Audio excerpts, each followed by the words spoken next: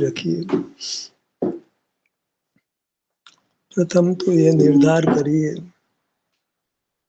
कि शरीर ही मैं हूँ, शरीर मेरा है, मैं शरीर हूँ। यहाँ से मोक्ष मार्ग प्रारंभ होता है। मैं शरीर हूँ, शरीर मेरा है, और यह अनुभूति का बोल है, युक्ति का बोल भी है। शरीर में सुख दुख का अनुभव होता है, जिसमें सुख दुख का अनुभव होता है वही मैं हूँ, वही जीव है। इस और शरीर मैं हूँ, मेरा है, यहाँ से मार्ग शुरू होता है।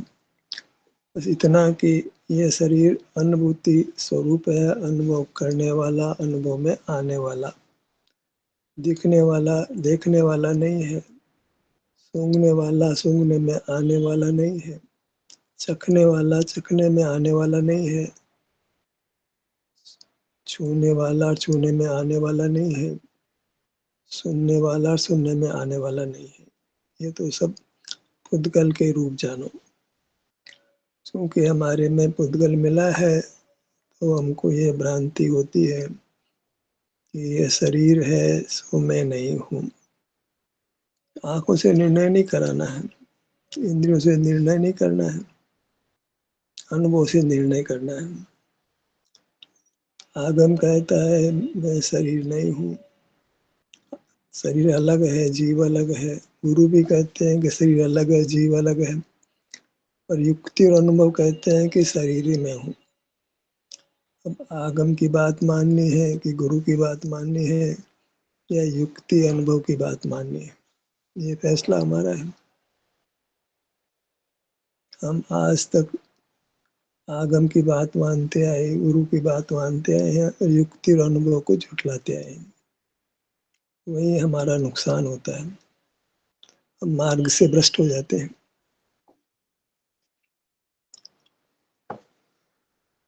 संसार से हार तक कर हम धर्म की शरण में आते हैं। इस धर्म की शरण में आना माने आगम और गुरु की शरण में आते हैं। अभी हमारे पास युक्ति भी नहीं है, अनुभव भी नहीं है। आगम मिलता है, गुरु मिलते हैं, हम उनके वचनों का विश्वास कर लेते हैं। तो मार्ग तो नहीं पाते, उन मार्ग प्राप्त कर लेते हैं। शरीर के प्रति अपेक्षा हो जाती है, शरीर का एहसास नहीं करते, शरीर में ठहराव नहीं करते, शरीर से दूर भागने का प्रयत्न करते हैं, तो फिर अपने से ही दूर भागते हैं। गए थे हरिभजन को होटल लगे का पास, आगम के पास गए थे आत्म कल्याण के लिए, गुरु के पास गए थे आत्म कल्याण के लिए, और आत्मा का अहित कर बैठे,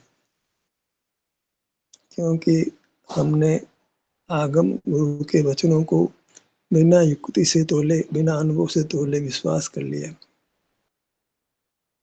और मार्ग पाने के बजाय मार्ग से भटक गए। चब्बे बनने गए थे, दुब्बे हो गए। ऐसी हमारी बुरी सी गति बनी है। अब क्या करना है कि प्रथम से प्रथम अनुभव कर से पूछना, अनुभव करके देखो कि शरीर का अनुभव करो तो ये आप हो कि और कोई है। शरीर का अनुभव करते हैं तो ऐसा ही निर्धार होता है कि ये मैं हूँ, ये सुख दुख मुझको ही हो रहा है, मेरे में ही हो रहा है, मैं ही अनुभव कर रहा हूँ। सुख दुख जिसमें अनुभव में आ रहा है वो मैं हूँ, और वह शरीर में ही आ रहा है तो शरीर ही मैं हूँ। सुख दुख जिसमें होता है वही मैं हूँ, सुख दुख तो शरीर में होता है तो शरीर ही मैं हूँ। बस इसमें मूर्त मिला है, उसको भी शरीर संज्ञा प्राप्त हो गई है, तो हमें इतना भेद विज्ञान करना है। युक्ति से कर भी लेते हैं, अनुभव से भी कर लेते हैं। अनुभव में तो कोई रंग आता नहीं है, गंध आती नहीं, रस आता नहीं, स्पर्श आता नहीं, आवाज आती नहीं। तो जिसमें स्पर्श है, रस है, गंध है, वर्ण है, वह शरीर तो मैं नहीं हूँ। पर शरीर ही हूँ मैं, क्योंकि जिसमें सुख दुख उसमें अनुभव में आता है। तो इतना निर्णय करना पड़ता है कि शरीर शब्द से दो पदार्थ कहे जाते हैं, आंखें मूर्त शरीर के ग्राहक है, इंद्रिया मूर्त शरीर के ग्राहक है, युक्ति और अनुभव अमूर्त शरीर के अपने स्वरूप के ग्राहक है। हमें युक्ति और आगम पर विश्वास करना है, युक्ति और अनुभव पर विश्वास करना है, वही उन्हीं की प्रमाणता है। केवल युक्ति भी प्रमाण नहीं होती है, युक्ति तक तो श्रद्धा पक्की नहीं होती है, अनुभव होने पर श्रद्धा पक्की हो जाती है। अनुभव से हमने फैसला करना है। अनुभव कहता है कि ये मैं हूँ, ये सुख दुख मुझको हो रहा है, ये पुद्गल में नहीं है, ये पर नहीं है, मैं हूँ।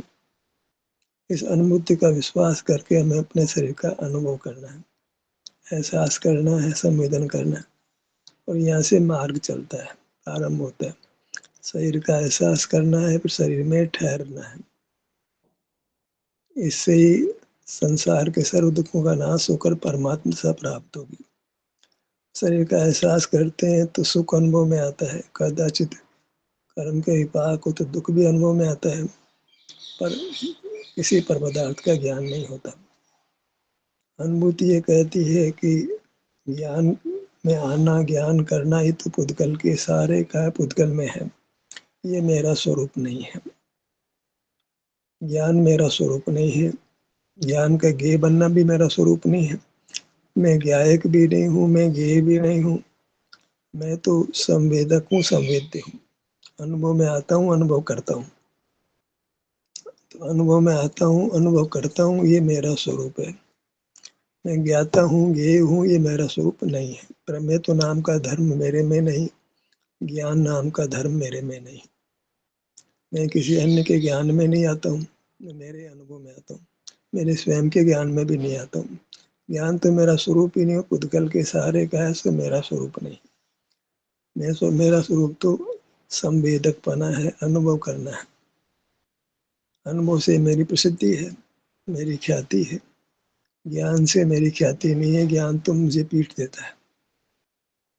इसलिए ज्ञान तो मेरा विरोधी भाव है। इतना विरोधी भाव है कि उसमें अनंत संसार होता है।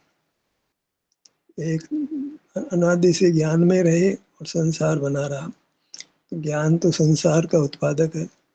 एक अनुभूति है, मेरा स्वयं का अनुभव है, मैं अनुभव में आता हूँ, अनुभव करता हूँ। यही भाव उनको वितराग करता है, कर्म बंधन से मुक्त करता है, वो परमात्मा पद देता है। अनुभव करने में हम क्या करते हैं? शरीर का ही अनुभव करते हैं। ये मेरा शरीर है, ऐसी अनुभूति होती है, कारण कि इसमें अंग उपांग पाए जाते हैं।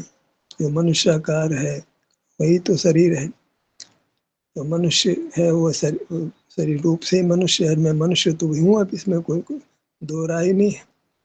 तो मनुष्य है तो ये मनुष्य का कोई रूप है, तो वह रूप है, वह अनुभव में आने वाला, अनुभव करने वाला रूप मेरा है। वह मनुष्य जो देख रहा है, जान रहा है मूर्त पदार्थों को, जो दिख रहा है मनुष्य, वह मनुष्य में नहीं हूँ। मनुष्य हूँ भी, मनुष्य नहीं भी हूँ, शरीर हूँ भी, शरीर नहीं भी हूँ। ऐसा आस्ते नास्ते से मार्ग को अच्छी तरह समझते हैं तो मार्ग बनता है।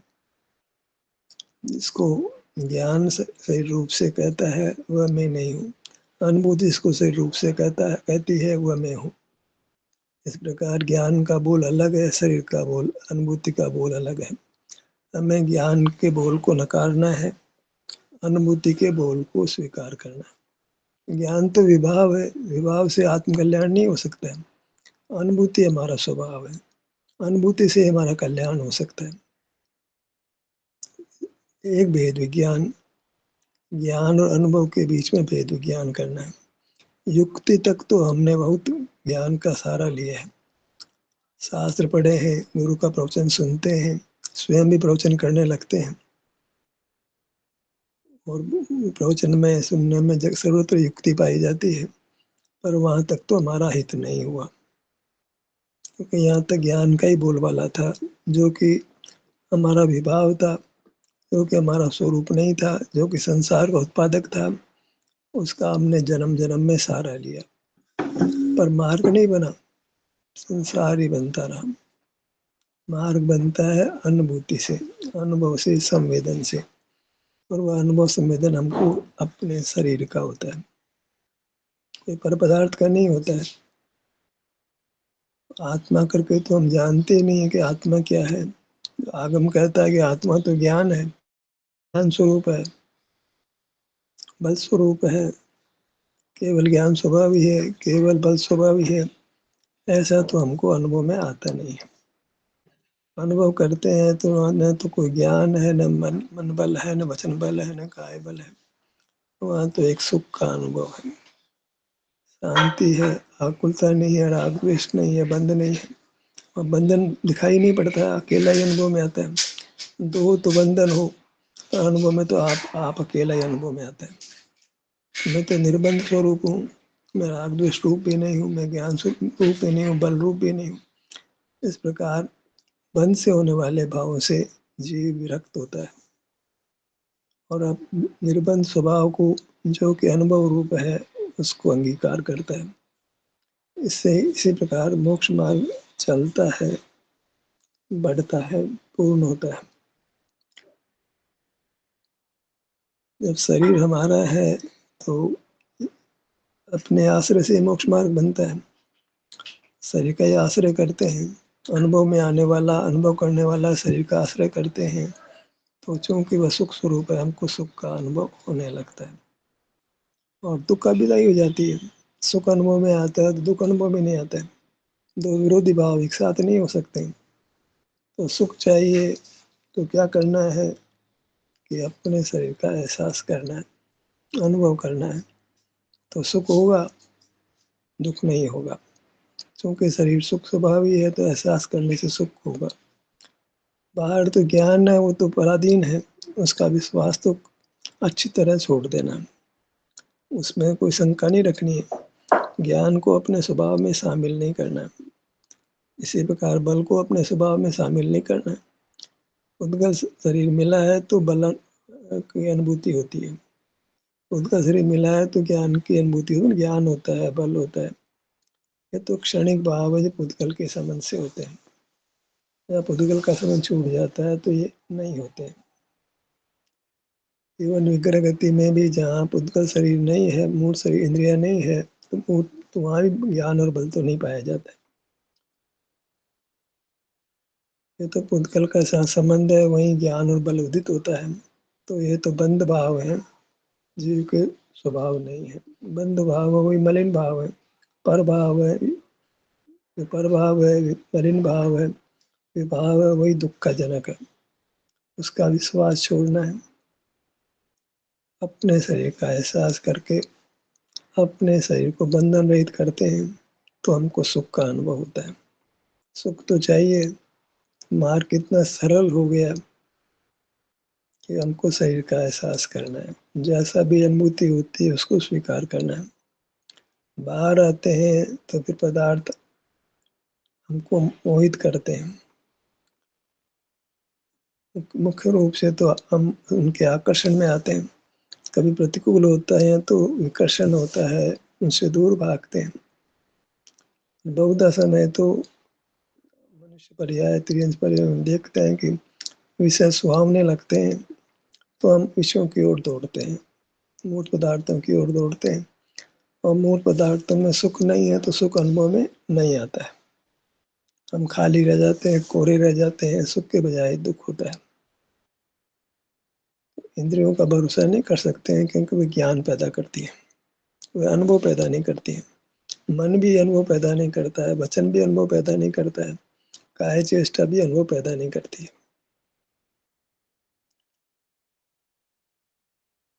अनुभव तो जब हम ज्ञान करना बंद करते हैं तो होता है। काया चेष्टा में तो कदाचित परलक्ष्य नहीं हो, स्वलक्ष्य ही हो तो रागादिक उत्पत्ति नहीं होती है। और पराधीन भाव तो है ही, स्वाधीनता से काय चेष्टा नहीं हो सकती। तो हमें उस काय चेष्टा को भी अपना स्वरूप नहीं मानना है। भले उसमें आंख बंद करके करते हो तो परलक्ष्य नहीं हो तो राग भी नहीं होता हो, पर पराधीनता तो बनी ही है। और जहाँ पराधीनता है उसको हम मोक्ष मार्ग नहीं कर सकते। स्वाधीनता का मार्ग स्वाधीनता से ही घटता है। स्वाधीन स्वाधीन होकर ही होंगे, पराधीन होकर स्वाधीन कैसे होंगे? कट बीजिए इसका, अगर मुंह मीठा कैसे होगा? पराधीनता से स्वाधीनता नहीं हो सकती। तो पराधीन भावों को आत्मसात बिल्कुल नहीं करना है। ज्ञान में पराधीनता तो स्पष्ट ही झलकती है। भले कितना ही आगम बोले, कितने गुरु बोले, हम ज्ञान को अपना स्वभाव नहीं मान सकते। अल्प ज्ञान भी हमारा स्वभाव नहीं है, सर्व ज्ञान तो हमारा स्वभाव कैसे हो सकता है। ज्ञान जितना भी है पराधीन है। ज्ञान तो हम देखते हैं सीमित ही होता है। हमारी अनुभूति कहती है कि ज्ञान बहुत सीमित होता है। जब स्पर्श का ज्ञान करते हैं तो रस का नहीं होता, रस का करते हैं गंध का नहीं होता, गंध का और बाकी इंद्रियों का नहीं होता। विचार करते हैं तो इंद्रिय ज्ञान नहीं होता है। एक अच्छी तरह अनुभव से हमको मालूम होता है कि जहाँ ज्ञान है वहाँ सुख नहीं होता है, विषय सुख होता है, वो तो एक भ्रम है। दिक् निवृत्ति होती एक क्षण भर के लिए, कंधा बदलने के समान। भजन तो पूरा ही रखा है। ऐसे परलक्ष्य में स्वरूप से तो च्युति है ही है, तो सुख तो नहीं है। स्वरूप से युक्त हुए बिना सुख नहीं होता है। कहा जाए स्वरूप से युक्त होने से कुछ स्वास्थ्य लाभ होता है, तो उसका लाभ कुछ समय तक टिकता है, तो हम विषय सुख भोग लेते हैं। और स्वास्थ्य नहीं हो तो विषय सुख भी नहीं भोग सकते। शरीर का स्वस्थ होना तो बहुत जरूरी है, और शरीर को पुद्गल क्या स्वस्थ होना है। हमारा शरीर कर्म के बंधन से रहित होने से, कुछ जितने अंशों में कर्म के बंधन से रहित हो गया है, उतने अंशों में उसको स्वस्थ कहते हैं। जितना कर्म का बंधन नहीं है उतना हमको सुख अनुभव में आता है। भले ही हम स्वलक्ष्य में हो कि परलक्ष्य में हो। परलक्ष्य में वह सुख वैसे हो जाता है, मलिन हो जाता है, पर होता इसलिए है कि हम कर्म के बंधन से मुक्त हुए हैं, उस स्वभाव की अभिव्यक्ति हुई है, तो उससे सुख व्यक्त हुआ है। लेकिन उस विषय सुख जो व्यक्त हुआ है उसको विषय का लक्ष्य करके हम उसको मलिन कर देते हैं, बंध का हेतु बना देते हैं, संसार का हेतु बना देते हैं। तो हमें कर्म के बंधन से जो स्वास्थ्य मिलता है उसका दुरुपयोग नहीं करना।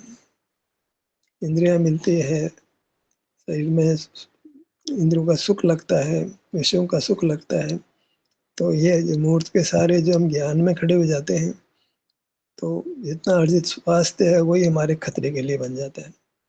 जो हमने कमाई की थी सुख की, शरीर का एहसास करके जाने अनजाने में, और बाहर आकर के उस सारी उपलब्धि को खो देते हैं, अपना नुकसान कर बैठते हैं। शस्त्र से दूसरे का घात करने के बजाय, शत्रु का घात करने के बजाय अपना ही घात कर लेते हैं। जो स्वास्थ्य मिला था अनुभव करने के लिए मिला था, और हम तो स्वास्थ्य से विषय का सुख अनुभव करने लगते हैं, ध्यान करने लगते हैं, बल का प्रयोग करने लगते हैं। ज्ञान मिला था, बल मिला था, इसलिए कि हम मार्ग को समझ सकें, विचार करने की शक्ति मिली ताकि मार्ग को समझ सकें। तो आगम, गुरु, विचार, युक्ति, इन सब का प्रयोजन एक ही था कि हम अपने शरीर में अपनापन करें, अपने शरीर में आए, अपने शरीर में ठहरें, और इस प्रकार उत्तम सुख को प्राप्त करें, कर्म बंधन से अपने को मुक्त करें और मुक्त दशा को प्राप्त करें।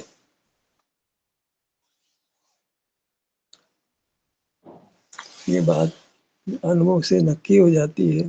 अनुभव करते हैं तो मैं ही हूँ, ये शरीर मेरा ही है, और मैं सुख स्वभावी हूँ, ज्ञान और बल स्वभावी नहीं हूँ।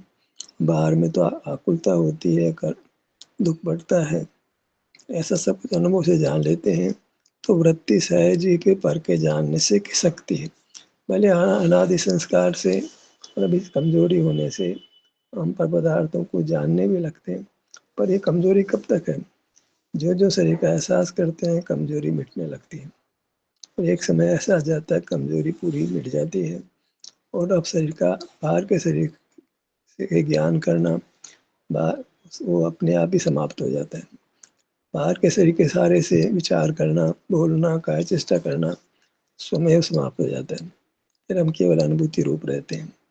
वही परमात्मा जैसा है, अनुभव ही बढ़ते बढ़ते पूर्ण होता है, निरंतर हो जाता है, तो उसको परमात्मा सा कहते हैं। हमें उसी तरह आगे बढ़ना है। ये अनुभव है उसको अधिक से अधिक बनाएं, जल्दी से जल्दी लौट बाहर आ जाए, तो लौट के अपने में आ जाए, और अनुभूति, दो अनुभूति के बीच का जो अंतर है उसको कम करते चले जाएं और पूरा समाप्त कर दें। अब ये अनुभव और अनुभूति और ज्ञान तो ज्ञान बहुत लंबे समय तक चल जाता है, तो अनुभव, दो अनुभव के बीच में अंतर बहुत सारा रहता है, काल भेद बहुत रहता है। तो समझ लीजिए कि अभी सुख दूर है, तो सुख को नज़दीक लाना है, पूरा भी करना है, तो अनुभव से छूटकर दोबारा अनुभव करते हैं, उसका काल भेद ज़्यादा है, उसको कम करना है। एक ही उपाय है, शीघ्र शीघ्र अपने शरीर का एहसास करने का प्रयत्न करना है। शरीर तो अच्छा चाहते हैं हम, अच्छा तभी होगा जब कर्म का बंधन नहीं हो। कर्म का बंधन कब होगा, कब नहीं होगा, जब हम शरीर का एहसास करेंगे। हमको ये समझ आ जाती है, अनुभव से समझ आ जाती है कि कर्म का बंधन मिटना, दुख मिटना, राग मिटना सब अनुभव से ही होगा। तो अनुभव के अलावा कोई शरण नहीं है। अनुभव की शरण है, अनुभव में जो आता है शरीर उसकी शरण है। अनुभव में आने वाला, अनुभव करने वाला, अनुभव में आने वाला विस्तार है, अनुभव करने वाली वृत्ति है।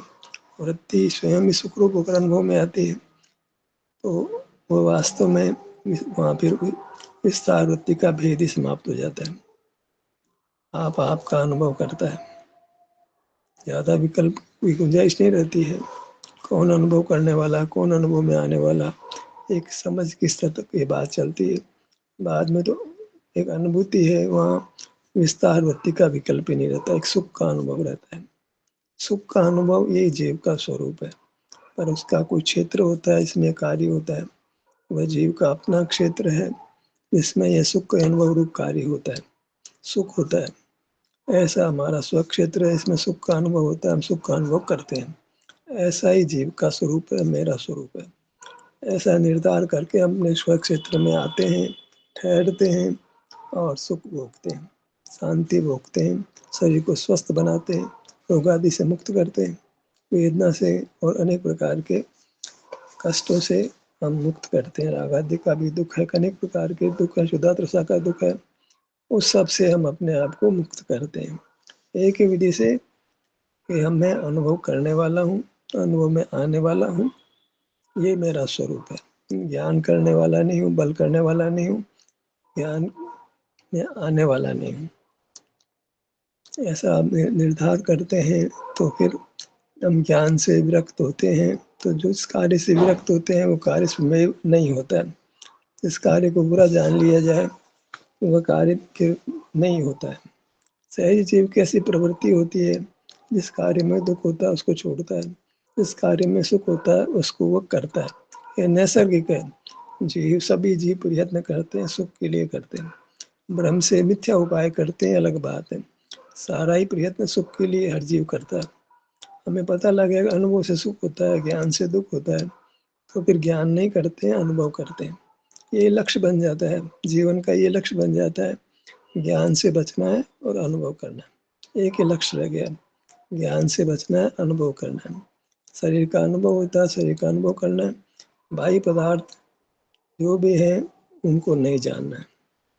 तो फिर जो शरीर दिखता है वो भी बाह्य पदार्थ हो गया, जो शरीर अनुभव में आता है वो स्व पदार्थ हो गया।